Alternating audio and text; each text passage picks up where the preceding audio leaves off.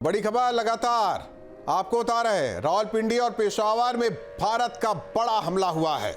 दोनों शहरों में भारी तबाही मचाई गई है, जमकर तबाही मचाई गई है। दोनों शहर धुआं धुआं हो गए हैं।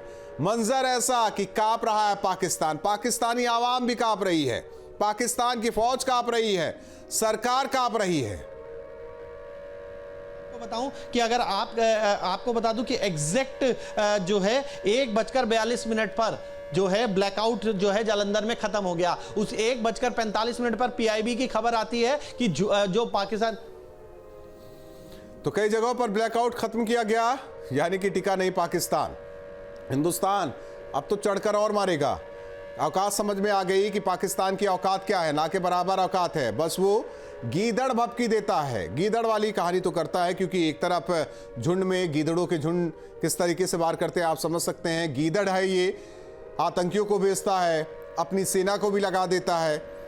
सेना में भी इसके आतंकी, आतंकवाद में भी इसकी सेना, सरकार इसकी लगी रहती है, हर एक गलत काम करता है भारत के खिलाफ। तो ये गीदड़ भभकी जब तक देता रहा, उसका जवाब नहीं भारत ने दिया, तो इसे लगा कि ये देखो अब तो हम तो कुछ भी कर सकते हैं।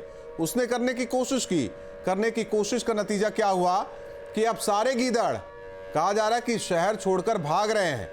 कहते हैं कि जब गीदड़ की मौत आती है तो शहर की तरफ भागता है, और ये गीदड़ ऐसे हैं कि अब मौत देखी तो शहर छोड़कर ही भाग रहे हैं। तो ये तस्वीर इतना बयां करने के लिए काफी है, बताने के लिए काफी है कि भारतीय सेना का ये अदम्य साहस किस तरह से माकूल जवाब इन परिस्थितियों में भारत दे रहा है पाकिस्तान को।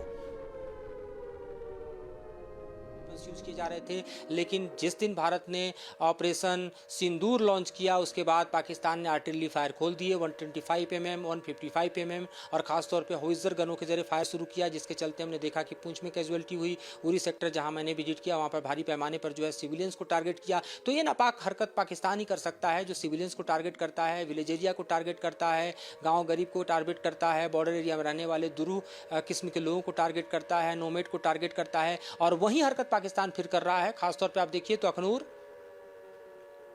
आगे, ये तो छोटी हरकत है, कहिए, पाकिस्तान की अमानवीयता कहिए, पाकिस्तान का राक्षसी चेहरा कहिए, या फिर पाकिस्तान का आतंकी चेहरा कहिए, सब पाकिस्तान के हिस्से में हम कहें तो एक ऐसे प्रायभाषी शब्द बन गए हैं जिसे कहने में कोई गुरेज नहीं होना चाहिए। और आर्टिलरी फायर खोल के एक बार देखिए फिर से, तो अखनूर से लेकर पुंछ तक और बीच में आप भिंबर गली कह सकते हैं, वो ऐसे सेक्टर हैं जहाँ पर ज़्यादातर वो पाकिस्तान टारगेट करने की कोशिश करता है, जहाँ उसको थोड़ा ज्योग्राफिकल डोमिनेंस दिखाई देता है। लेकिन इसका शिकार भारत का कोई सैनिक या फिर यूँ कहें कि भारत का कोई बंकर नहीं हो सकता, बल्कि आम लोग होते हैं। ये एक दुखद बात है। और जब भारतीय सेना जवाब देती है तो इस बात का ख्याल रखती है कि पाकिस्तान में कोई जो सिविलियन है उसकी कैजुअलिटी न हो, बल्कि जवाब सिर्फ और सिर्फ पाकिस्तान के बंकर को दिया जाए। तो ये भारत और पाकिस्तान के बीच का अंतर है जो सेनाओं के शक्ल सूरत में दिखता है।